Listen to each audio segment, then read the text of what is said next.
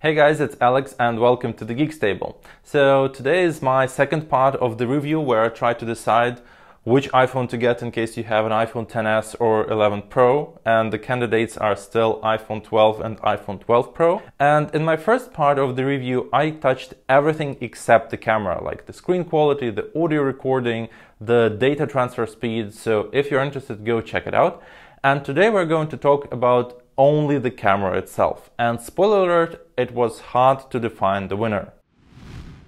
So the iPhone XS has mostly the same camera as the iPhone X. It's the last iPhone to have the pair of the wide lens and the telephoto lens, and they both support Smart HDR version 1. iPhone 11 Pro has a full pack of 3 lenses, ultra-wide, wide and telephoto, and the latter two have a night mode and deep fusion algorithm. And all of them support Smart HDR version 2. The iPhone 12 and 12 Pro both have a wide camera and an ultra-wide lens, and the iPhone 12 Pro has a telephoto lens on top. All lenses support Smart HDR version 3, the night mode and the deep fusion. To test the cameras and to make the footage a little bit more interesting to watch, I went to the zoo, so we'll have some animal shots today. And before going into the details, there are 3 modes that remain unchanged.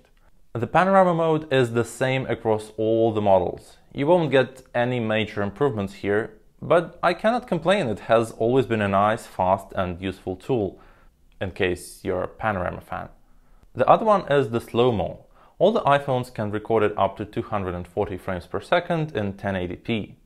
I never used it much, just maybe played a few times, and it lacks the sharpness and overall the picture quality is lower, well, unless you shoot with a good lighting. And finally, the daytime time-lapse. If you do it handheld, it's still the same weird shaky video, so I'd recommend using a gimbal. But there are some improvements for the night time-lapse, which I'll cover closer to the end of this video. Now, if you have an iPhone XS or 11 Pro, you have a telephoto lens, and it makes it too hard to recommend the iPhone 12 for you because it doesn't have one. And I was like, okay, I don't use the telephoto lens that much, so I can save a couple of bucks. But then I found myself in the zoo, and it was really easier to reach the animals with a telephoto lens. Also, if you're a fan of a portrait mode, the iPhone 12 will only give you an option of a portrait with a wide lens. By the way, on this shot, the iPhone 11 Pro was able to do the job better than the others. Look at these places around the head. If we compare the portrait modes of the wide lens, then it seems that the iPhone 11 Pro did the job better. The bokeh is not that strong, but at least it tried to save the foreground elements. The portrait algorithm still struggles with the hair, or with a combination of objects. But the LiDAR definitely helps here. Look at this part. The iPhone 12 Pro blurred the background grass.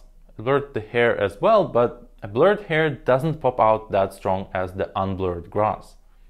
Now let's discuss the deep fusion. So the algorithm makes the photos look sharp, and it's pretty useful because the sensors of the cameras are not that huge and they do need a help of the computational photography.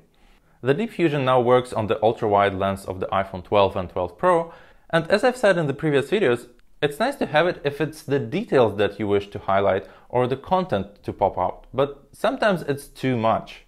For example, here it's okay, it made the hyena look more sharp and you can notice its ears much better. And if I were shooting the giraffes, I'd wish the bushes were not that sharp because they are not the key of the photo. And most of the times I notice that I admire the iPhone 11 Pro photos more just because the deep fusion is not that strong as on the iPhone 12. Like here.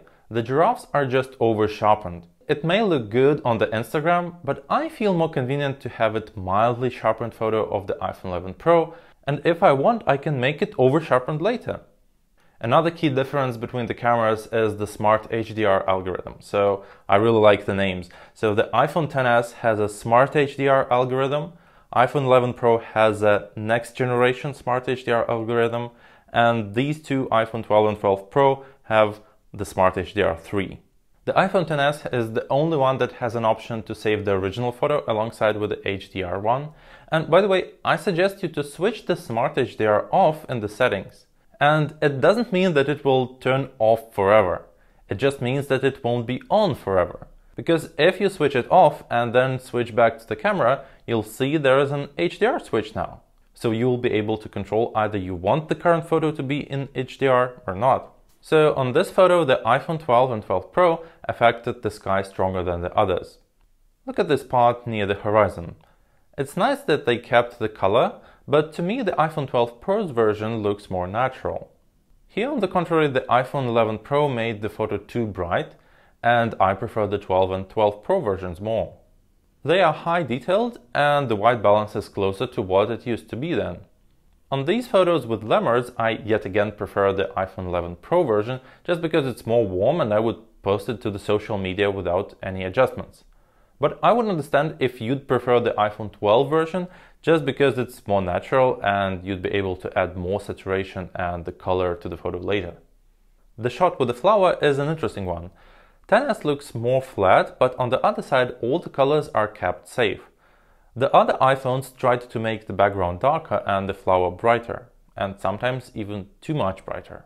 And to my opinion, the iPhone 12 was the best. And this shot is just great to describe how iPhones may treat the same gray sky in a different way. And sorry, yet again, the iPhone 11 Pro was the closest one to the reality. You maybe have noticed that the iPhone 12 and 12 Pro photos look a little bit too vivid and too bright.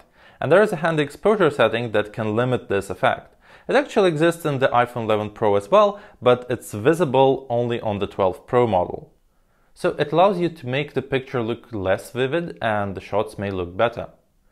And it's great that the viewfinder of the iPhone handles the changes right away, so if you're not satisfied with what you see, go and play with the setting.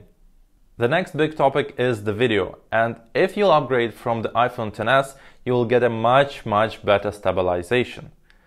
I'd say that you will actually get a stabilization because the iPhone XS video looks like it doesn't have any stabilization at all.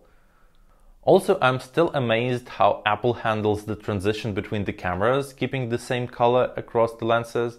And by the way, iPhone XS cannot switch between the lenses while shooting. So you will gain that functionality if you'll get a newer iPhone. And also, notice how telephoto zoom is much better to have in the zoom. There is nothing much that you can capture with an ultra-wide lens here. Also, I'm glad that the newer models don't have deep fusion in the videos, so that giraffes don't look that over-sharpened. I've also noticed that the 12 and 12 Pro are the only ones which try to persist the white balance while shooting the videos, like on this video. And on the contrary, XS and 11 Pro switched it while I was moving the camera.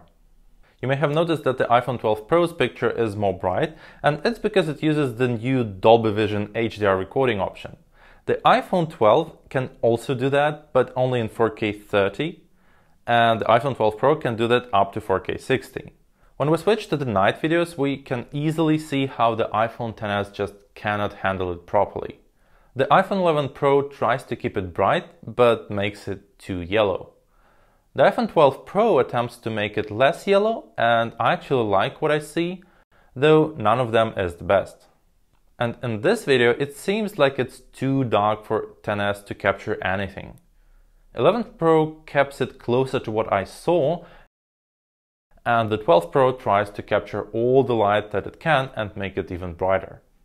Since we already switched to the nighttime, I should say that I'm a fan of the natural light and natural colors, and I usually switch the night mode off completely or make it work for just 1 second because it helps to save a little bit more light and doesn't crash all the colors. The night mode is now available on the ultra-wide lens of the iPhone 12 and iPhone 12 Pro, and here you may compare all the models together. And I really want to know which model do you prefer, because to me the iPhone 11 Pro makes better shots than the 12 Pro. I know it's a bit weird, but the algorithms are not that obvious on the 11 Pro photos. What I did enjoy was the time-lapse at night. If you put the iPhone 12 on a tripod, so it won't shake at all, it will turn on a longer exposure mode for the shots, and you'll see the trails of the lights while the car is passing by. But again, that will work only if your iPhone is fixed. Now, before we wrap it up, let's talk real quick about the LiDAR sensor in the iPhone 12 Pro. So I've tested the phones in a complete darkness with the flash on, and you may see that XS and 11 Pro would highlight the scene, and it takes them quite a while to focus, while the iPhone 12 Pro does it almost immediately. So this is the main advantage of having the LiDAR. So let's finalize the camera review. As I've said in the beginning, it's really hard to define a clear winner here. If you like more sharp and bright images and you shoot in low light, iPhone 12 Pro is a model for you. If you felt that those photos were a bit unreal and artificial, then the iPhone 11 Pro is the model for you. And iPhone 12, the non-Pro, is really hard to suggest because from a camera perspective, I feel that you lose a bit of flexibility. And if it's a question of a budget, I'd still go with the 11 Pro over the iPhone 12 because the price of the 11 Pro got reduced these days. So if you're a XS owner, you will enjoy an upgrade to any of these models. And if you're an iPhone 11 Pro owner, stay with your phone, it has an amazing camera. Let me know down in the comments if you agree or disagree. It's been Alex, and see you at the Geeks Table. Bye!